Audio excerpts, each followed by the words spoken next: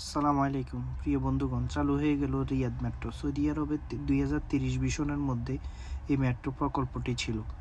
এরই মধ্যে এই প্রকল্পটি উদ্বোধন করা হয়েছে এবং সাধারণ মানুষের জন্য উন্মুক্ত করা হয়েছে এই মেট্রো রেল।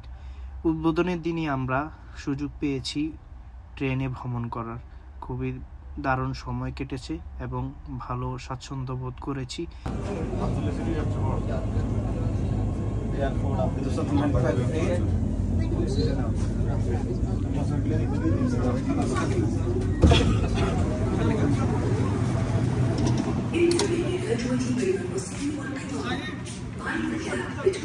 हाँ